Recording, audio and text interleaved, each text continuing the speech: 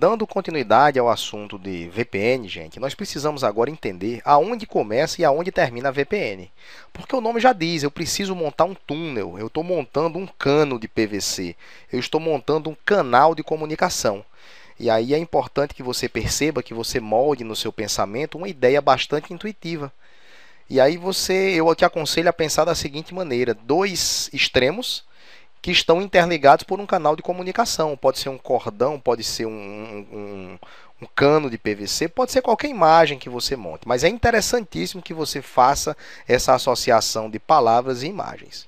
Então, a primeira forma que nós vamos trabalhar, o primeiro pensamento que eu quero que vocês tenham, é o primeiro tipo de VPN, que é a VPN Gateway to Gateway. Ou seja, é uma que liga um extremo de uma rede ao extremo de outra rede. Seria algo mais ou menos assim. Nós temos aqui duas redes. Na minha rede A, eu tenho um extremo dela que seria o meu gateway da rede, né? Seria o meu roteador, seria aqui o meu firewall, seria aqui o equipamento de borda da minha rede, e idem para o outro lado. Obviamente que eu vou ter que montar um túnel criptográfico unindo esses dois ambientes, e esse túnel criptográfico vai ser montado de gateway para gateway, ou seja, eu tenho a minha rede 1, permeada por computadores, por elementos, por dispositivos de rede, e eu tenho também aqui a minha rede 2, permeada também com os seus respectivos equipamentos. Ocorre que eu não estou ligando nenhum equipamento diretamente com outro equipamento através de um túnel criptográfico, muito pelo contrário. Eu estou utilizando a ligação do gateway da minha rede esquerda com o gateway da minha rede da direita, ou R1 e R2, respectivamente. E o meu túnel criptográfico ele se inicia numa extremidade dessas, segue o seu fluxo normal, e aqui há o desencapsulamento. Aqui vai haver o fim do túnel. Aqui é onde a VPN vai ser desfeita. Então, nós temos dois pontos, onde a VPN se inicia e aonde a VPN termina, dessa forma que está exemplificada na imagem. Nós estamos trabalhando aqui no tipo Gateway to Gateway VPN. Essa é a ideia que você tem que montar. Como características da Gateway to Gateway VPN, nós temos a primeira delas, que ela é transparente para o usuário. Por que é que ela é transparente para o usuário? Vocês viram na imagem anterior que as máquinas elas nem precisam tomar conhecimento de que existe uma VPN montada. Mas, com certeza, aquele tipo de VPN é a VPN dita compulsória. Por quê? Porque as máquinas que estão na rede 1 e queiram se comunicar com as máquinas que estejam na rede 2, forçosamente, obrigatoriamente, elas terão que passar pelo ambiente que tem o ambiente VPN. Não tem como eu chegar do outro lado sem passar pelo túnel. Por quê? Porque o túnel ele se inicia e termina nos gateways das organizações ou dos provedores de VPN, que seriam as empresas intermediárias que proveriam isso aí para você, tirando o ônus dessa construção das tuas costas, ou pelo menos das responsabilidades do administrador da sua rede. Uma outra forma de nós enxergarmos a VPN é nós trabalharmos com a modalidade Client to Gateway VPN. Nesse caso, o túnel ele é iniciado no próprio equipamento do usuário, e aí ele requer software. É importante que você tenha uma chave secreta. Permite também o uso da certificação digital para que você se autentique, ou para que o lado de lá se autentique para você, ou até mesmo ambos. E geralmente a autenticação é a do aparelho e não do usuário. Vamos ver como é que isso aqui funcionaria. Aqui, pessoal, nós temos um ambiente bastante similar ao que nós mostramos ainda há pouco. Nós temos do lado direito aqui uma rede. Nós temos essa rede aqui permeada por equipamentos, equipamento 1, equipamento 2, equipamento 3 e assim sucessivamente. Entretanto, vocês percebam que o gateway, que é a máquina que aqui se encontra, que é o equipamento que aqui se encontra, podendo ser um firewall, podendo ser um roteador, podendo ser qualquer coisa que delimite a fronteira dessa rede com o mundo externo, nós temos que o túnel, uma das extremidades, inicia e termina aqui. Só que o outro extremo do túnel, em vez de terminar noutra rede, em vez de terminar num ambiente similar a esse da sua direita, nós temos que esse túnel ele vai diretamente até uma máquina. Então, gente, para que haja esse tunelamento da máquina até a outra rede, eu preciso agora que esse cliente, que o equipamento aqui se envolva nesse processo. Eu devo ter aqui algum software especial? Provavelmente eu vou ter um software aqui para montar esse túnel. Eu vou ter alguma chave secreta, alguma chave criptográfica aqui? Muito provavelmente, porque uma das formas de você obter o tunelamento é através da criptografia. A certificação digital vai ser importante? Com certeza. Eu preciso garantir também a autenticidade. Como é que esse ambiente da direita vai se precaver, vai se proteger contra uma identidade forjada? Como é que ele vai ter a certeza de que essa máquina que aqui se encontra é quem realmente diz ser? Então, nós temos aí que permite o uso da certificação digital.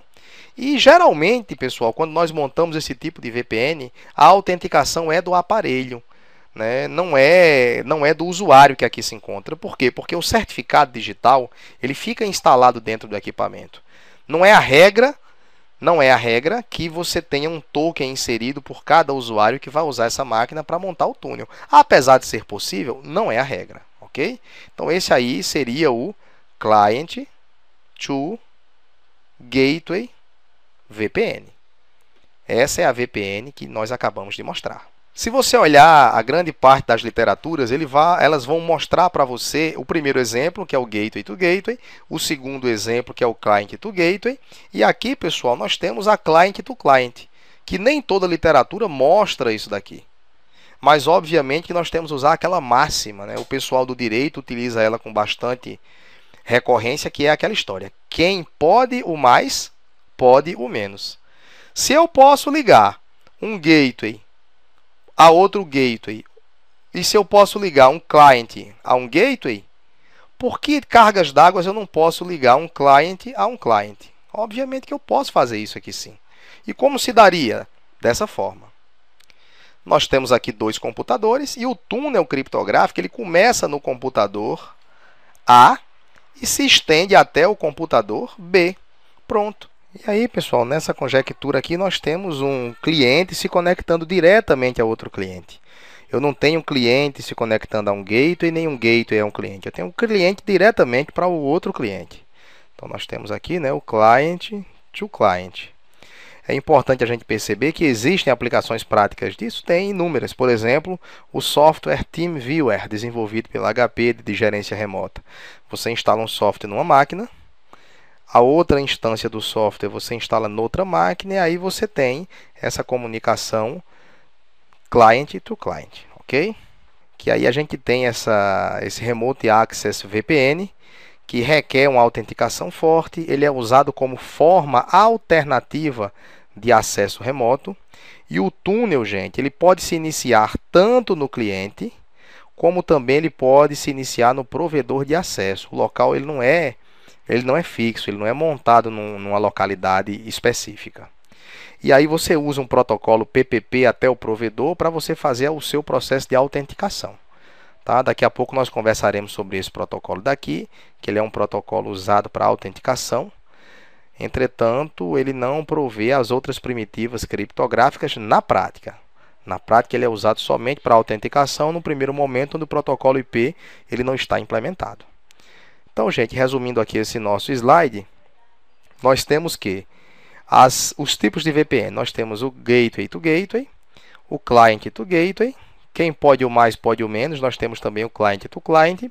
E de forma alternativa, nós temos aí o Remote Access VPN para que você possa fazer também um acesso remoto, sempre através de um canal protegido, de uma rede privada virtual, em todos os casos, ok? E nesse contexto, pessoal, onde é que nós montamos a nossa VPN? Olha, primeiramente, eu preciso mostrar para vocês que eu vou tomar como exemplo aquele modelo de 5 camadas que o Tannenbaum utiliza para especificar a pilha TCP/IP. Lembrando que a pilha TCP/IP, a arquitetura TCP/IP, ela não possui essa camada física. Essa camada física aqui, o Tannenbaum ele deixa muito bem claro no seu livro que ele vai colocar essa camada para fins didáticos, para ele poder abordar o assunto de uma forma melhor elaborada. Mas, já aproveitando o ensejo dessa imagem, é preciso que nós entendamos que as bancas já estão começando a cobrar a pilha TCP/IP sendo composta não somente daquelas 4 primeiras camadas, mas também dessa última camada aqui, quer dizer, última na abordagem top-down, que seria a camada física. E aí fica a dica para que você fareje bem na questão que ele quer. Então, pessoal, observe o seguinte. Eu posso estabelecer VPN nas mais diversas camadas. Vamos começar de baixo para cima. Na camada 2, pessoal, na camada 2 eu tenho vários protocolos para que eu monte a VPN. Como, por exemplo, eu tenho o protocolo PPTP, que é o Point-to-Point Tunneling Protocol, o L2TP, que é o Layer 2 Tunneling Protocol, o L2F, o VTP e outros protocolos na camada 2. Nós estudaremos alguns deles, mas não nos ateremos com muita ênfase nessa camada, porque nós vamos ver que existem sérias motivações para que eu não faça o estabelecimento da VPN nessa camada. Então, não é recomendável que você estabeleça VPN na camada 2. Nós vamos entender o porquê.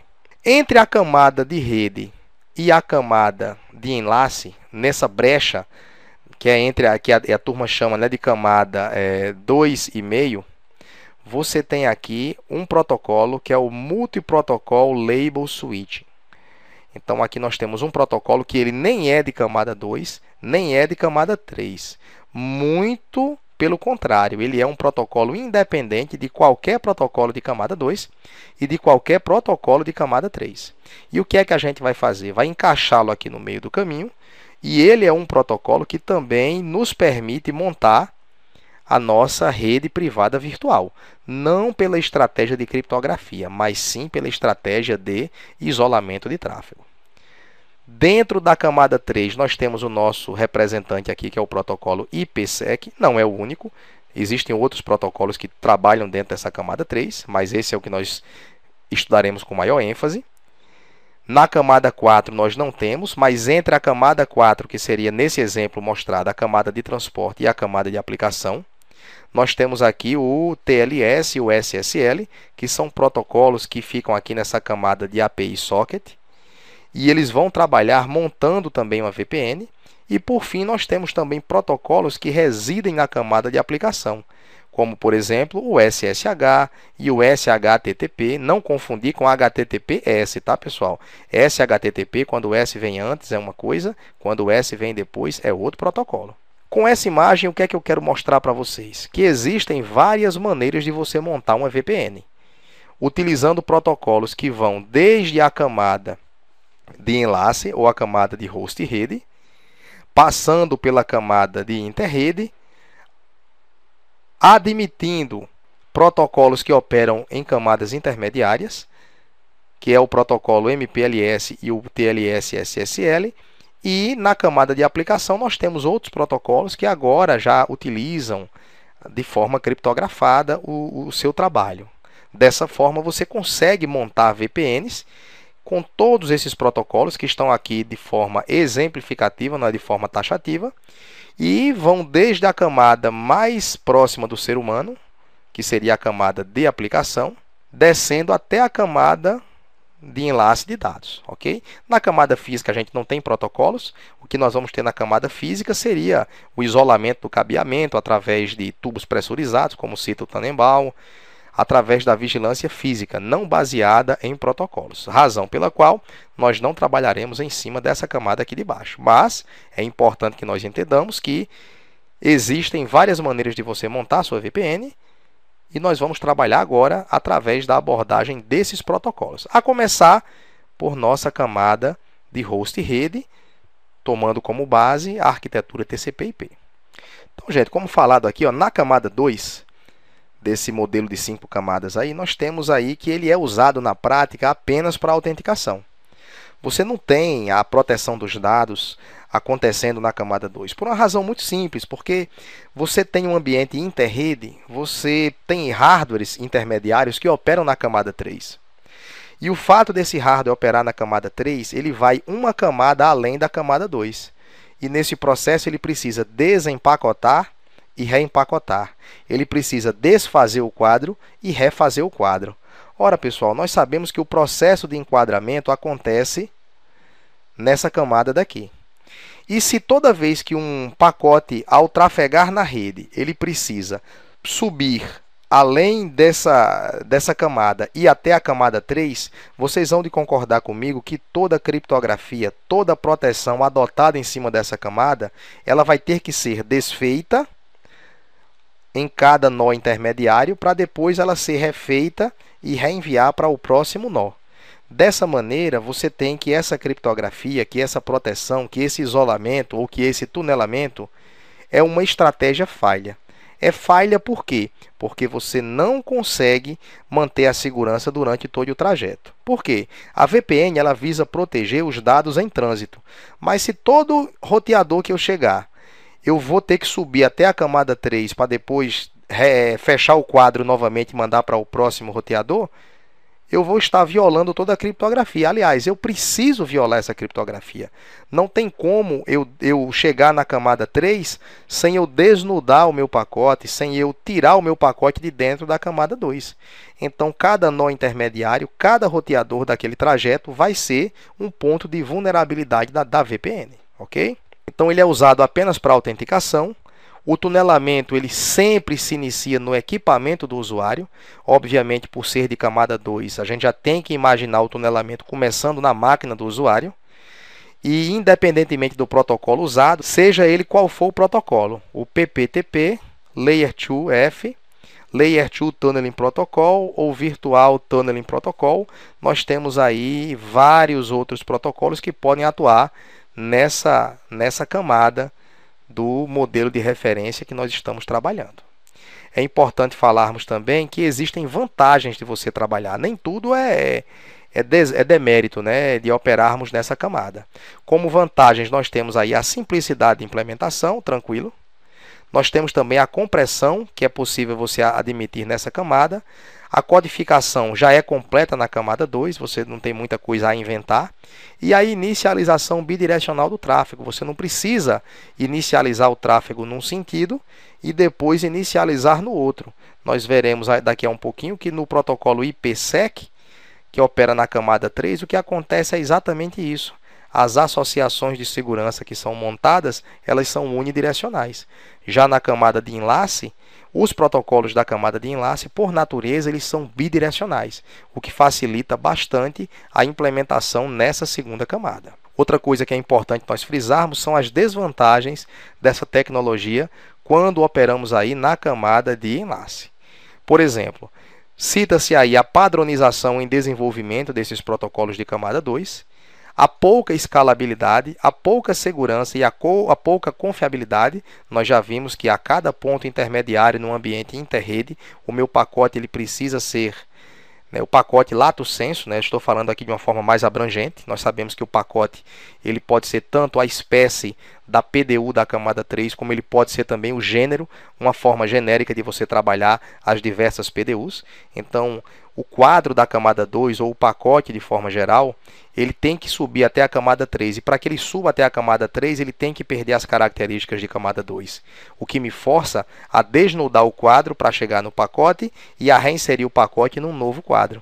Então, isso aí eu tenho pouca escalabilidade, pouca segurança e pouca confiabilidade. E outra, o impacto na fragmentação. A partir do momento que eu insiro uma criptografia na camada 2, a gente sabe que um princípio da criptografia é a redundância. E toda vez que eu insiro uma informação adicional a fim de me prover um controle de integridade, eu estou alterando o tamanho do quadro.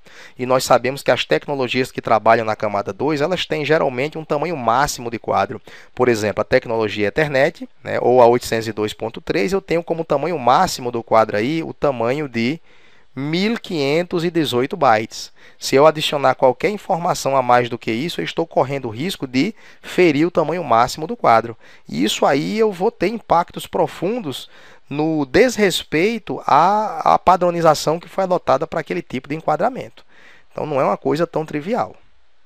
Outra informação importante é que ele é indicado. E é indicado, pessoal, para acesso discado no primeiro momento no protocolo IP não está disponível. e naquele contexto que você vai fazer a contabilização dos recursos consumidos, seja tempo de acesso, volume de dados transferido, etc. Por quê? Porque isso é uma característica inerente aos protocolos AA, que é de autenticação, authorization and accounting, né, que são os 3 As aí, que é a autenticação, autorização e accounting, que é o processo de contabilização. É para isso que ele serve, ok? Então vamos encerrar esse vídeo por aqui para não tornar o assunto tão extenso e voltaremos no próximo vídeo.